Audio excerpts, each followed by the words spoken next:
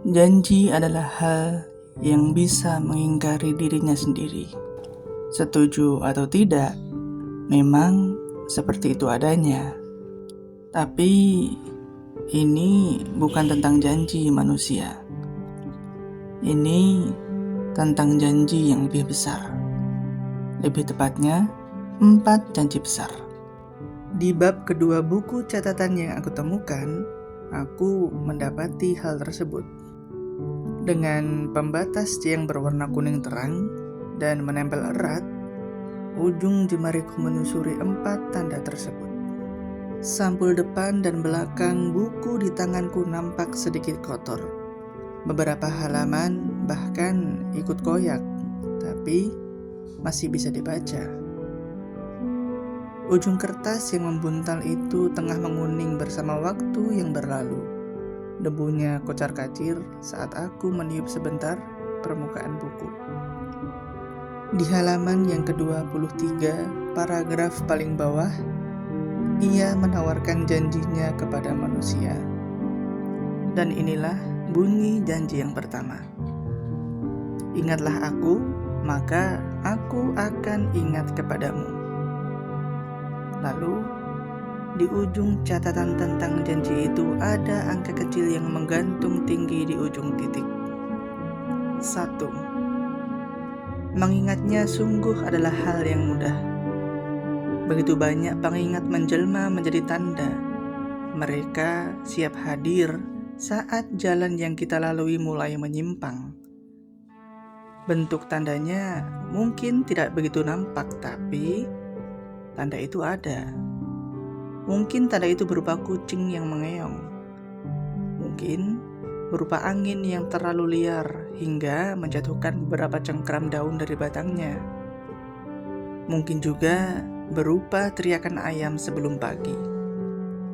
Tanda itu ada sebagai pengingat. Yang menjadi permasalahannya adalah apakah kita sebagai manusia mau mengambil tanda tersebut atau malah membiarkannya berlalu begitu saja. Tidak peduli dalam keadaan apapun, entah itu saat matahari sedang mengamuk atau saat malam menjadi selimut bagi manusia. Entah perasaan kita sedang melambung setinggi pohon bambu atau saat perasaan kita dilanda banjir bandang. Saat kita mengingatnya, maka ia akan menjadi lebih dekat dari apapun. Catatan itu berbalik ke halaman setelahnya dengan garis strip yang pendek di tengah baris. Tulisan itu bersambung ke bagian atas, halaman 24. Banyak dari kita tahu tanda itu ada. Tahu kalau itu adalah rambu-rambu yang menyala merah terang. Tak sepantasnya untuk dilanggar, tapi sebagian kita malah menabrak rambu tersebut, membuatnya tumbang lalu menggilasnya sampai peok. Di pembatas kuning yang kedua, halamannya melompat terlampau jauh. Dari janji yang pertama, bertambah 157 halaman. Seperti halnya janji yang pertama, janji kedua juga berada di paragraf terakhir. Lebih tepatnya, di baris yang terakhir. Janji itu berkata,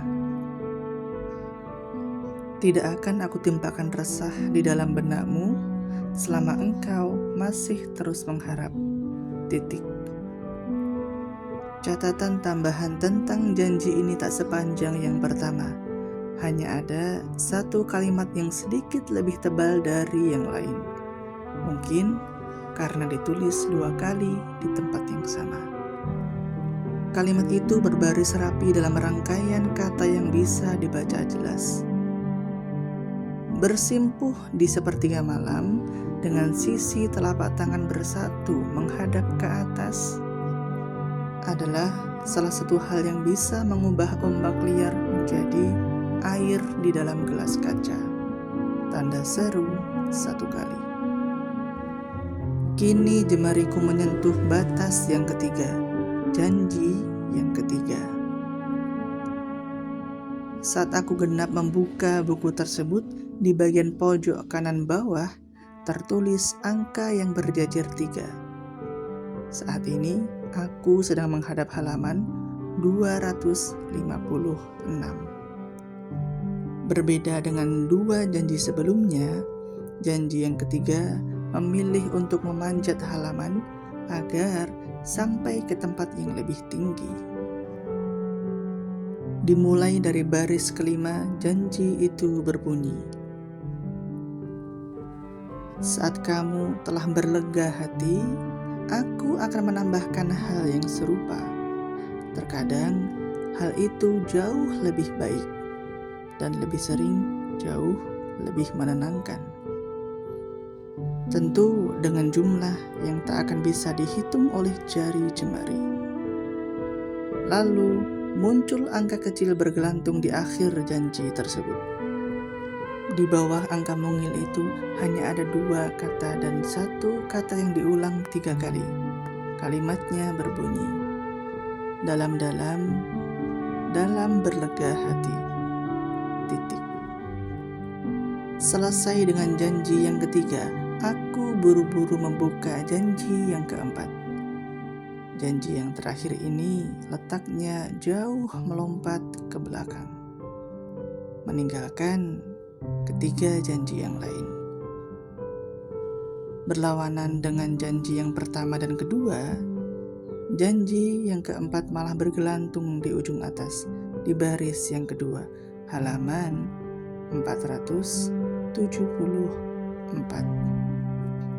Berkata janji itu kepadaku, "Memintalah kalian, maka aku akan menjadi jawaban dalam semua persoalanmu." Angka kecil dengan ujung yang masih bergelantung memimpin kalimat-kalimat yang masih tetap patuh. Lalu di bawah angka kecil itu ada kalimat yang berbunyi, "Banyak dari kita mendapatkan hal-hal yang bisa menjadikan kita tersenyum lebar.